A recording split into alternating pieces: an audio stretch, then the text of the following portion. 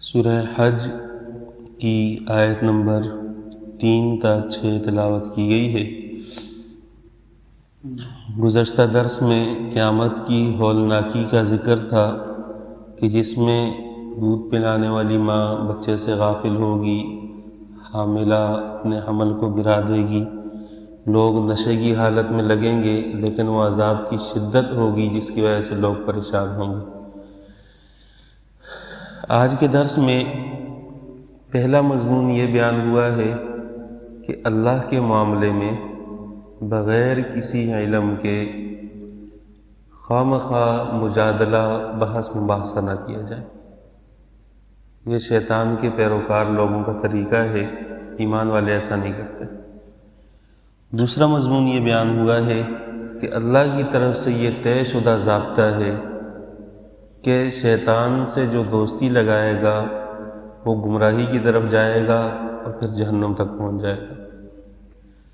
تیسرا مضمون یہ بیان ہوا ہے کہ یہ دنیا اصل میں بے جان ہے، اس کی کوئی حقیقت نہیں۔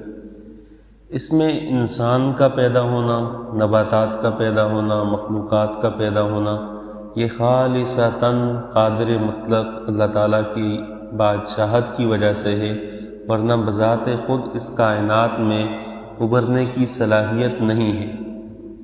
اللہ نے اس کے اندر صلاحیت رکھی ہے۔ پھر اس کائنات میں سب سے افضل انسان کو بنایا گیا، اس انسان کو فضیلت اللہ کی طرف سے ملی ہے، ورنہ اس کی جو حقیقت ہے وہ اس قابل نہیں ہے کہ وہ کائنات میں سب سے افضل ہو۔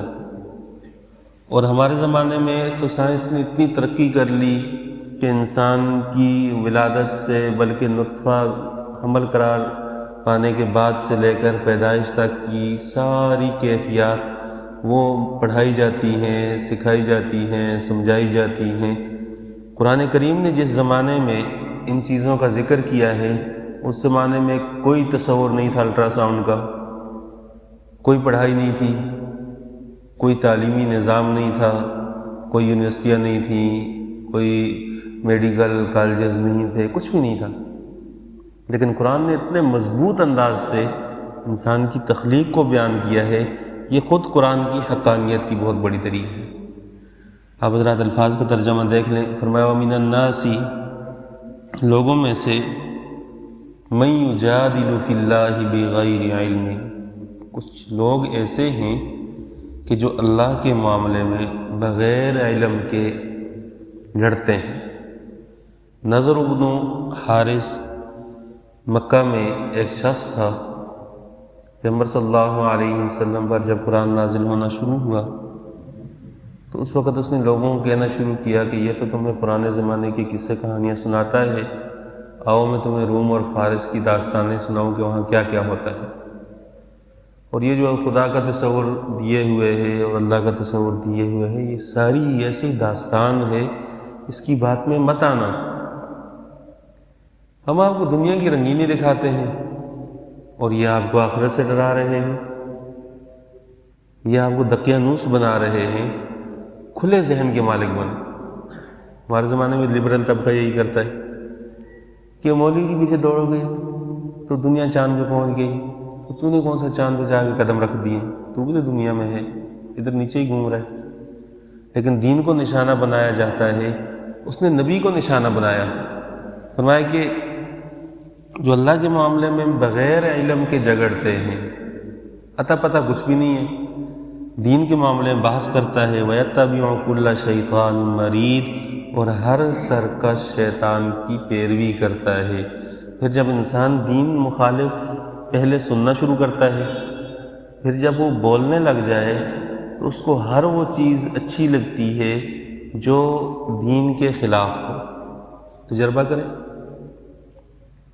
پہلے آپ 2-3 دن دنیا میں اللہ نے نظام بنایا ہے کہ آپ 2-3 دن تک کسی چیز کے خلاف سنیں، مثلا بیٹے کے خلاف یا بیوی کے خلاف یا ماں کے خلاف۔ اگر کسی کے کان میں کوئی بات ڈالی جائے یا کسی دوست کے بارے میں ایک دفعہ کسی نے کہا، دوسری دفعہ کہا، تیسری دفعہ کہا، تو دل اس چیز کو پکڑنا شروع کر دیتا ہے۔ پھر آہستہ آہستہ بندہ زبان سے جب کہنا شروع کرتا ہے تو یہ مکمل طور پر اس رخ پر پھر گیا ہے۔ اب اس کو مزہ ہی اس چیز میں آتا ہے کہ جب اس کے خلاف بات ہو۔ تو اسی طرح آخرت کا معاملہ ہے، انسان کی فطرت ہے کہ جب وہ کجروی اختیار کرتا ہے تو اس کو پھر ٹیڑھے پن والا راستہ زیادہ اچھا لگتا ہے۔ سردی میں وضو کرنا بھی اس کو ایک عذاب لگتا ہے، نماز کے لیے صبح اٹھنا بھی ایک عذاب لگتا ہے۔ پھر اللہ تعالیٰ کی محبت کیا چیز ہے وہ اس کو مختلف نام دے کر بانٹ دیتا ہے۔ جیسے ہمارے زمانے میں ایک طبقہ ہے جو انسانیت کا خدمت گزار ہے، انسانیت کا نام لیتا ہے، اور اس کی پھر مختلف تنظیمیں بنی ہوئی ہیں، لیکن آپ ان کے سامنے کسی دیندار آدمی کا نام لیں تو ایسا لگتا ہے کہ جو دین پر عمل کر رہا ہے وہ انسانیت سے باہر ہے ان کے نزدیک۔ فرمایا کہ یہ گمراہ سرکش شیطان کی پیروی میں آگے بڑھ جاتے ہیں۔ کتب علیہ، اللہ نے یہ فیصلہ لکھ دیا ہے شیطان کے معاملے میں کہ انہ من تولاہ، تحقیق شان یہ ہے کہ جو اس سے دوستی لگائے گا فانہ یضلہ، شیطان اس کو گمراہ کرے گا، ویہدیہ الی عذاب السعیر، اور آگ کے عذاب تک پہنچا دے گا۔ یا ایھا الناس، اے لوگو، ان کنتم فی ریب من البعث، اگر تم شبے میں ہو، شک میں ہو کہ مر کے کیسے اٹھائیں گے، ہم کیسے اللہ تعالیٰ کے سامنے پیش ہوں گے، تو اپنی پیدائش پر غور کرو۔ فإنا خلقناکم من تراب، ہم نے تمہیں مٹی سے پیدا کیا۔ مٹی سے پیدا کرنے کا مطلب آدم علیہ السلام کو مٹی سے پیدا کیا، اولاد ساری آدم علیہ السلام کی ہے۔ یا پھر مٹی سے پیدا کرنے کا مطلب یہ ہے کہ انسان کی ولادت ہوتی ہے نطفے سے، اور نطفہ پیدا ہوتا ہے خون سے، اور خون پیدا ہوتا ہے خوراک سے، اور خوراک کا بہت بڑا حصہ اللہ تعالیٰ نے مٹی کے اندر رکھا ہے کہ مٹی سے ہی انسان کو خوراک ملتی ہے۔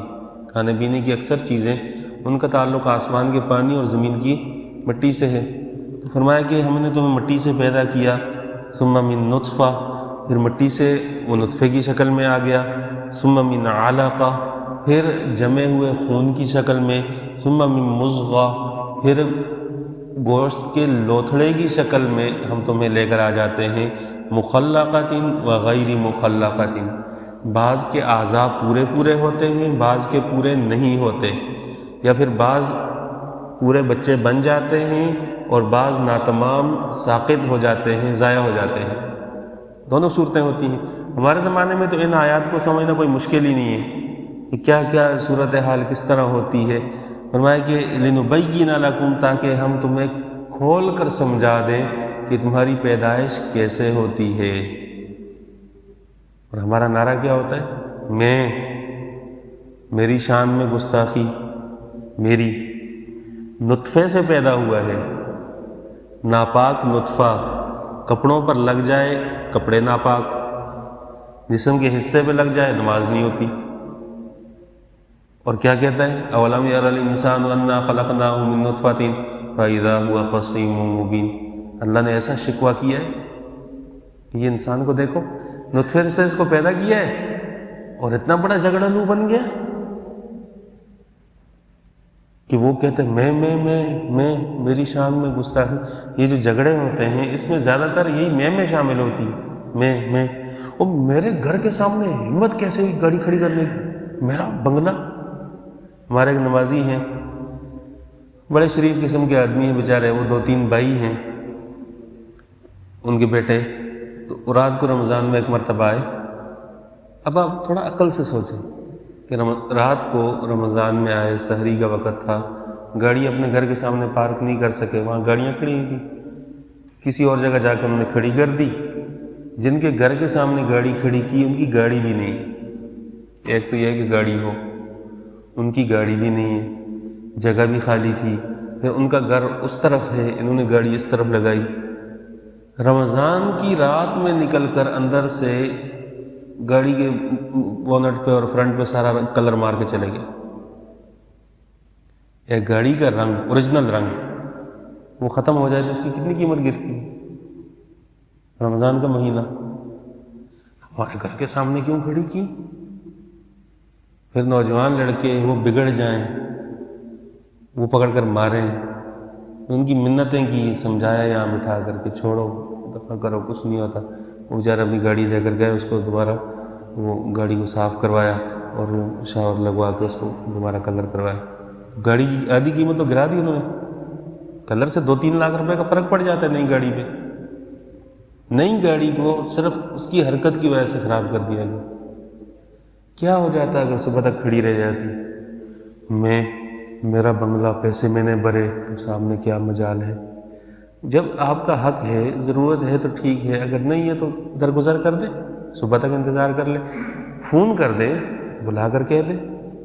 تو نطفے کی پیدا شدہ مخلوق، اس میں پھر اتنا تکبر، لنبین لکم، تاکہ ہم تمہیں کھول کر سمجھائیں، ونقر فی الارحام ما نشاء، پھر ہم ٹھہراتے ہیں، قرار دیتے ہیں ماں کے رحم میں، ما نشاء، جو چیز ہم چاہیں، جس وقت تک چاہیں، الی اجل مسمن، ایک وقت متعینہ تک، کہ اس بچے کی ولادت اس وقت ہوگی، یہ اللہ کی طرف سے طے ہوتا ہے۔ ثم نخرجکم طفلا، پھر اس کے بعد بچے کی شکل میں تمہیں ہم نکالتے ہیں۔ انسان غور کرے، جس مقام سے وہ نکلا ہے وہ کیسی جگہ ہے اور کیسے دنیا میں آیا ہے۔ عقل اس چیز کو تصور کرتی ہے کہ ایسا بھی ہو سکتا ہے۔ ثم لتبلغوا اشدکم، پھر ہم تمہیں پالنا شروع کرتے ہیں یہاں تک کہ تم اپنی جوانی کو اور قوت کو پہنچ جاؤ۔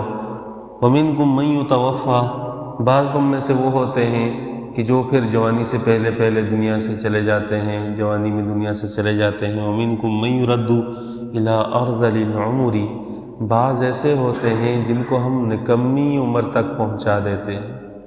لکی لا یعلم، تاکہ وہ نہ جانے، من بعد علم شیئا، جان لینے کے بعد کچھ بھی۔ ارذل عمر کہا جاتا ہے بڑھاپے کی وہ حد جس میں بندہ دوبارہ بچہ بن جاتا ہے، اس کی حرکتیں بچوں والی ہوتی ہیں، بولتا ہے تو بولتا چلا جاتا ہے، چپ ہوتا ہے تو بالکل چپ ہو کر بیٹھ جاتا ہے۔ حدیث میں ہے پیغمبر صلی اللہ علیہ وسلم نے دعا مانگی ہے، اللہم انی اعوذ بک من الجبن والبخل واعوذ بک من ان ارد الی ارذل العمر، کہ یا اللہ میں بزدلی سے پناہ مانگتا ہوں اور میں بخل سے پناہ مانگتا ہوں، کنجوسی سے پناہ مانگتا ہوں، اور میں اس بات سے پناہ مانگتا ہوں کہ مجھے ارذل عمر تک پہنچا دے۔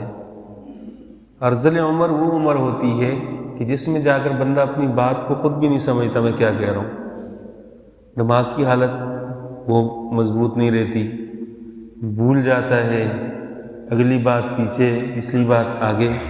جو وہ لوگ بہت زیادہ بوڑھے ہو جاتے ہیں ان کے ساتھ ایسا ہی ہوتا ہے۔ تو فرمایا کہ یہ اس لیے لکی لا یعلم من بعد علم شیئا، کہ ہم دنیا کے لوگوں کو دکھائیں کہ میں اتنا بڑا، میرا عہدہ، میں تو ایم ڈی ہوں، میں تو مینیجنگ ڈائریکٹر ہوں اور میں پوری کمپنی چلاتا ہوں۔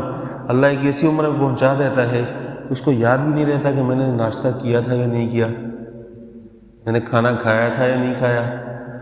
تو تاکہ تمہیں پتہ چلے کہ یہ جو دنیا کی ترقی تھی وہ بھی تو کسی نے دی ہوئی تھی اور ایک حد تک دی ہوئی تھی، عروج کے لیے زوال ہے، اس چیز کو ذہن میں رکھو۔ وَتَرَى الْأَرْضَ حَامِدَةً، پھر مثال دی ہے زمین کی کہ زمین بنجر ہوتی ہے، خالی ہوتی ہے۔ فَإِذَا أَنزَلْنَا عَلَيْهَا الْمَاءَ اهْتَزَّتْ وَرَبَتْ، پھر ہم آسمان سے پانی اتارتے ہیں، جب وہ پانی آتا ہے تو اس پانی کی وجہ سے وہ زمین ابھرنا شروع ہوتی ہے اور سرسبز و شاداب ہو جاتی ہے۔ وَأَنبَتَتْ مِن كُلِّ زَوْجٍ بَهِيجٍ، اور ہر قسم کی نباتات وہ خوبصورت خوشنما پھلوں کی، پھولوں کی شکل میں پیدا کر کے انسان کے لیے لے آتی ہے۔ تو یہ کون کرتا ہے سب کچھ؟ انسان کو ماں کے پیٹ میں رکھنا، پھر اس کو، حدیث میں ہے عبداللہ بن مسعود رضی اللہ تعالیٰ عنہ کی روایت ہے، پیغمبر صلی اللہ علیہ وسلم نے فرمایا ان احدکم یجمع خلقہ فی بطن امہ 40 یوما نطفۃ ثم يكون علقة مثل ذلك ثم يكون مضغة مثل ذلك، کہ پیغمبر صلی اللہ علیہ وسلم نے فرمایا کہ تمہاری ولادت ایسے ہوتی ہے کہ 40 دن تک ماں کے پیٹ میں نطفے کی شکل میں رہتے ہو۔ سائنس اس بات کو آج تسلیم کرتی ہے کہ 40 دن نطفہ ہی رہتا ہے۔ ثم يكون علقة مثل ذلك، پھر اس کے بعد وہ جمع ہوا خون بن جاتا ہے 40 دن تک۔ ثم يكون مضغة مثل ذلك، پھر 40 دن تک وہ لوتھڑے کی شکل میں رہتا ہے۔ ثم يرسل إليه الملک، پھر اس کے بعد ایک فرشتہ بھیجا جاتا ہے۔ فينفخ فيه الروح، تو اس میں آ کر روح پھونک دیتا ہے، جان ڈال دیتا ہے۔ آج پوری دنیا کی سائنس اس بات کو تسلیم کرتی ہے کہ 4 مہینے کے بعد بچے میں روح آ جاتی ہے، سانس لینے لگتا ہے۔ 40 دن نطفہ، پھر جمع ہوا خون، پھر 40 دن لوتھڑا، پھر اس میں روح ڈال دی گئی۔ 40 4 مہینے ہو گئے۔ فَيَنفُخُ فِيهِ الرُّوحُ ثُمَّ يَكْتُبُ أَجَلُهُ، پھر اس کی مدت لکھی جاتی ہے کہ کتنا عرصہ زمین میں رہے گا۔ وَرِزْقُهُ، اس کا رزق لکھا جاتا ہے کہ اس کی روزی اتنی ہوگی۔ انسان کو تو یہ بتایا ہی نہیں گیا کہ اس کی روزی ہے کتنی، اس کو تو یہ کہا ہے کام کرو، بس جو کام مناسب لگ رہا ہے حلال طریقے سے اس کو کرو۔ روزی تو اللہ نے اپنے ذمہ لے لی ہے۔ کسی کے لیے اللہ تعالیٰ نے مٹی میں سونا رکھا ہے اور کسی کے لیے سونے میں رہتے ہوئے بھی مٹی رکھی ہے۔ بہت سارے لوگ ایسے ہیں کہ ایک کام کرتے ہیں، اللہ ان کو اس کام میں اتنا نواز دیتا ہے، اب اگر دوسرا بندہ بھی یہ سوچے کہ مجھے بھی یہ کام بڑا راس آئے گا، ایسا نہیں ہوتا۔ دوسرا آدمی وہی کام شروع کرتا ہے اور اس میں بالکل زیرو پہ چلا جاتا ہے۔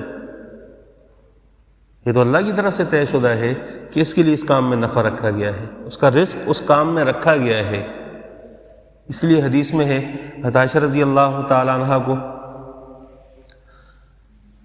حضرت سعد بن ابی وقاص رضی اللہ تعالیٰ عنہ نے غالباً خط لکھا کہ میرا ارادہ یہ ہے کہ پہلے میں اپنا مال بھیجتا تھا مصر کی طرف اور شام اور عراق کی طرف، اب میرا ارادہ یہ ہے کہ میں مصر کی طرف منتقل ہو جاؤں اور وہاں جا کر اپنی تجارت شروع کر دوں۔ حضرت عائشہ رضی اللہ تعالیٰ عنہ نے جواب لکھا کہ میں نے پیغمبر صلی اللہ علیہ وسلم سے سنا ہے کہ بندے کو جس چیز سے روٹی مل رہی ہو، روزی مل رہی ہو، بلا وجہ اس کو چھوڑ کر دوسرا کام نہ شروع کرے۔ بعض لوگوں کو بہت شوق ہوتا ہے کہ یہ تو ہے لیکن میں اس کو چھوڑ کے اس کو، جس چیز سے اللہ حلال روٹی دے رہا ہے اس کو کرتا رہے، اس کو نہیں، اس کی نسلوں کو نوازا جائے گا، ان کی نسلوں کو نوازا جائے گا۔ بعض دفعہ آتی ہوئی روزی کو چھوڑ دینا لالچ کی وجہ سے یا کسی کو دیکھ کر یہ انسان کو فقیر بنا دیتا ہے۔ فرمایا کہ اللہ اس کا رزق لکھ دیتا ہے، فشقی او سعید، نیک بخت ہوگا یا بدبخت ہوگا۔ فواللہ الذی لا الہ الا، اللہ کی قسم جس کے علاوہ کوئی معبود نہیں۔ پیغمبر صلی اللہ علیہ وسلم نے فرمایا ان احدکم یعمل عمل اہل الجنہ حتی ما یکن بینہ وبینہ الا ذراع فیسبق علیہ الکتاب فیعمل بعمل اہل النار، کہ ایک بندہ ساری زندگی جنت والے کام کرتا ہے، لیکن اللہ کے علم میں یہ بات ہوتی ہے کہ یہ بندہ جائے گا جہنم میں۔ فیسبق علیہ الکتاب، تو لکھا ہوا اس پر غالب آتا ہے۔ فیعمل بعمل اہل النار، وہ جہنمی والے کام شروع کر دیتا ہے، یہاں تک کہ پہلے جنت اور اس کے درمیان ایک ہاتھ کا فاصلہ رہ جاتا ہے، لیکن مڑتا ہے اور جہنم والے کام شروع کرتا ہے اور جہنم میں پہنچ جاتا ہے۔ وَإِنَّ أَحَدَكُمْ يَعْمَلُ بِعَمَلِ أَهْلِ النَّارِ حَتَّى مَا يَكُونَ بَيْنَهُ وَبَيْنَهُ إِلَّا ذِرَاعٌ، اور بعض لوگ ایسے ہوتے ہیں کہ وہ جہنم والے کام کرتے ہیں یہاں تک کہ ان کے اور جہنم کے درمیان ایک ذراع، ایک ہاتھ کا فاصلہ رہ جاتا ہے۔ یہ صرف سمجھانے کے لیے فرمایا کہ جہنم کے بالکل کنارے پہ آ جاتے ہیں۔ فَيَسْبِقُ عَلَيْهِ الْكِتَابُ فَيَعْمَلُ بِعَمَلِ أَهْلِ الْجَنَّةِ فیدخلھا، پھر اچانک مڑتے ہیں. ہم دیکھتے نہیں بعض لوگ زندگی ایسے آوارہ سی گزارتے ہیں، ایک دم سے اللہ تعالیٰ ان کو ایسے موڑ دیتے ہیں دین کی طرف، دین کے لیے محنت، دین کے لیے رغبت، دین کی طرف توجہ، دن رات اللہ اللہ، باقی دنیا کی کوئی خبر ہی نہیں رہتی ان کو، پھر اس کے بعد مر جاتے ہیں. صحابہ نے عرض کیا یا رسول اللہ، دوسری روایت میں ہے کہ جب اللہ کی طرف سے جنت جہنم کا فیصلہ ہے تو پھر ہم عبادت کیوں کریں، وہ تو ہو چکا ہے. تو پیغمبر صلی اللہ علیہ وسلم نے فرمایا تمہیں تو اس چیز کا علم نہیں ہے کہ تم جنتی ہو یا جہنمی ہو، تمہیں تو کہا گیا ہے کہ جنتیوں والے کام کرو اور جہنمیوں والے کام سے بچو، تم نے تو کرنا ہی یہ ہے. تقدیر کا فیصلہ کیا ہے وہ تو اللہ جانتا ہے، تمہیں تو جو کہا گیا ہے اس کے مطابق مواخذہ ہوگا. آخر وقت میں کس کے ساتھ کیا بنتا ہے یہ تو اللہ کے علم میں ہے. ہاں اس کا ایک حل ہے کہ لا يرد القضاء الا الدعاء، حدیث میں ہے دعا تقدیر کے فیصلوں کو بھی بدلتی ہے، اللہ تعالیٰ بندے کے احوال بدل دیتے ہیں. تو دعا کا اہتمام ہو اور سیدھے راستے کا اہتمام ہو. فرمایا کہ زمین خوشنما جوڑا جوڑا وہ پھل پودے وہ پیدا کرتی ہے. ذالک بأن اللہ، یہ سارا کا سارا اس لیے ہے کہ اللہ تعالیٰ هو الحق، وہی ذات ہے جو برحق ذات ہے. وَأَنَّهُ يُحْيِي الْمَوْتَى، اور اللہ ہی وہ ذات ہے کہ جو مردوں کو زندہ کرتا ہے، دوبارہ اٹھائے گا. وَأَنَّهُ عَلَى كُلِّ شَيْءٍ قَدِيرٌ، اللہ ہر چیز پر قادر ہے. اگر اس سے اگلا بھی کوئی مرحلہ ہے تو اللہ وہ بھی کر سکتا ہے، اللہ کے لیے کوئی مشکل نہیں ہے. اگلی آیات میں قیامت کا ذکر ہے، انشاءاللہ کل پڑھ لیں گے. اللہ تعالیٰ سے دعا ہے قرآن تعلیمات پر عمل کرنے کی توفیق عطا فرمائے.